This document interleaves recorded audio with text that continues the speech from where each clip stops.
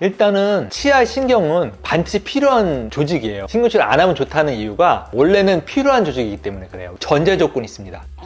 신경이어야 돼요. 어쩔 수 없이 이 신경들을 뽑아내야 되는 경우가 있습니다. 그러니까 신경을 죽여서 치아를 살린다. 그러니까 신경을 죽이면 치아가 죽는다라고 생각을 하고 있어요. 아무리 임플란트를 잘해도 내 치아만큼 못하잖아요. 그러니까 임플란트 하는 것보다는 신경치료 하는 게 낫겠죠. 그렇게 생각하시면 될 것 같습니다.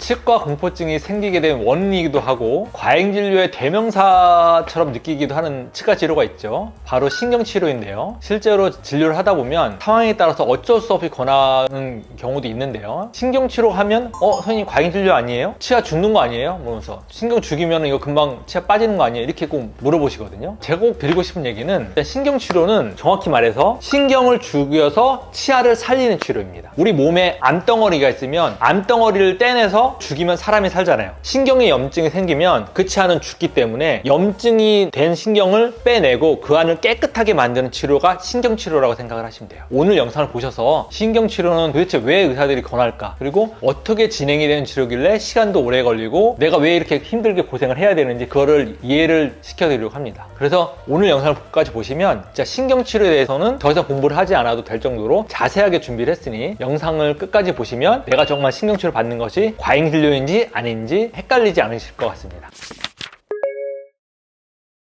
일단은 치아 신경은 반드시 필요한 조직이에요. 신경치료 안 하면 좋다는 이유가 원래는 필요한 조직이기 때문에 그래요. 왜 그러냐면 이 치아 안에 신경이 있는데 이 신경이 감각을 담당도 하고요. 이 안에 동맥도 있고 정맥도 있어요. 그렇기 때문에 원래는 필요해요. 필요한데 어쩔 수 없이 이 신경들을 뽑아내야 되는 경우가 있습니다. 그 신경이 필요하다고 했죠. 우리가 꼭 반드시 필요한데 전제 조건이 있습니다. 건강한 신경이어야 돼요. 건강한 신경이어야 되는데 충치균이 들어가서 신경이 감염이 되면 더 이상 건강하지 않잖아요. 세균이 감염된 신경을 그대로 놔두면 치아 전체를 발치를 해야 되는 경우가 생깁니다. 여기 보시면 요 세 번째 요 치아가 이 건강한 신경을 보여주는 신경인데요. 여기 보면은 이 전체를 다 신경이라고 얘기를 하는데 이 노란 게 감각을 담당하는 거고요. 빨간색이 보면은 동맥이에요. 치아 혈액을 공급하고 파란색이 정맥이라고 생각하면 됩니다. 밑에 보면은 치아들끼리 또 신경이 다 연결이 되어 있어요. 까맣게 죽은 게 감염된 신경이라고 우리가 생각을 해볼게요. 이 감염된 신경을 치료를 안 하게 되면 이 밑에 치조골이 괴사가 일어나게 되고 이 괴사된 조직이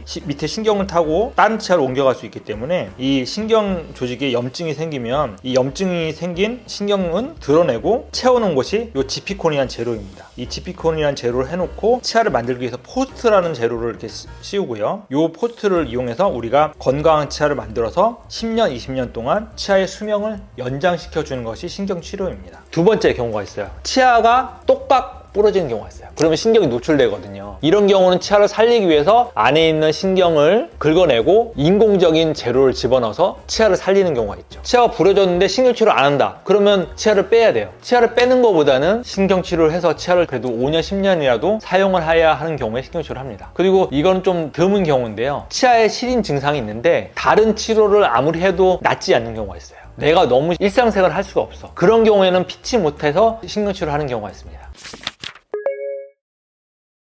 정말 그런 질문 정말 많이 듣는데 그 이유가 환자분들은 신경을 죽이면 치아가 죽는다 그러고 오해를 해요. 근데 그게 아니고 의사들은 신경을 죽여서 치아를 살릴 수 있는 경우만 신경치료를 합니다. 왜냐하면 의사 입장에서도 정말 고도의 집중력을 요하는 진료고 굉장히 어려운 진료이기 때문에 일부러 하는 선생님은 전국에 한 명도 없을 것 같고요. 우리가 몸에 암덩어리가 있으면 암덩어리를 그냥 놔두지 않잖아요. 이 암덩어리를 죽이면 사람이 살아나잖아요. 그런 것처럼 감염된 신경을 제거해서 이 치아를 살리는 치료를 하는 것이 신경치료라고 생각하시면 될 것 같습니다.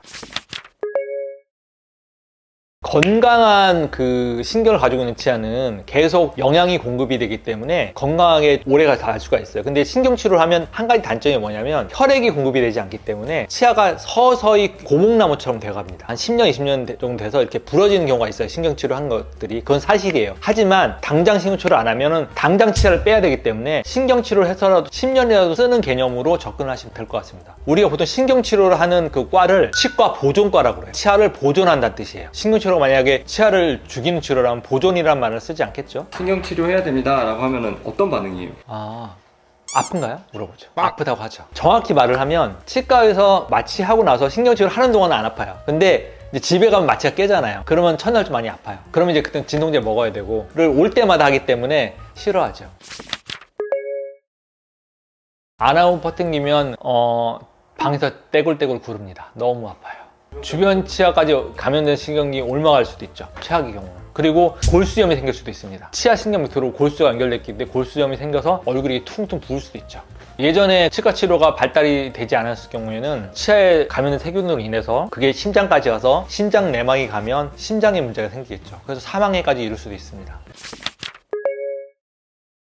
그래서 이제 신경 치료하는 과정을 간략히만 설명을 드리면, 첫 번째는 그 내부가 이제 오염이 됐기 때문에 그 내부로 가는 입구를 뚫어야겠죠. 치아에다 위에서 구멍을 뚫어가지고 그 위에 있는 어떤 그 치수라는 감염된 조직, 치수라고 하면 다양한 세포와 그 혈관과 신경이 있는 연 조직으로 말할 수 있고요. 치아마다 신경관이 여러 개가 있는데 그 안에를 이제 근관이라고 표현합니다. 우선 첫 번째로 해야 될 거는 그 관의 길이를 재야 됩니다. 길이를 재는 방법은 여러 가지가 있지만 전자적인 장비를 이용해서 길이를 재고,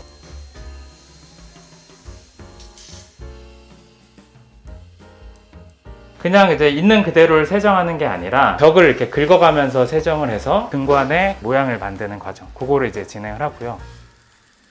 마지막으로는 다 깨끗이 해놨는데 오염이 다시 되면 안 되잖아요. 그러니까 세균을 다 없애고 다시 재감염이 되지 않도록 좀 변성이 되지 않는 그런 물질을 꽉 채워 놓음으로써 신경치료가 마무리되게 됩니다. 아무리 임플란트를 잘해도 내 치아만큼 못하잖아요. 그러니까 임플란트 하는 것보다는 신경치료 하는 게 낫겠죠. 그렇게 생각하시면 될 것 같습니다. 신경을 죽인다는 표현을 듣다 보면 과잉진료라고 오해를 할 수 있는데요. 좀 더 정확히 말하면 건강한 신경이 아닌 세균이 감염된 오염된 신경을 제거하고 치아를 10년이나 20년 동안 수명을 연장을 할 수 있게 해주는 치료다라고 생각하면 될 것 같습니다.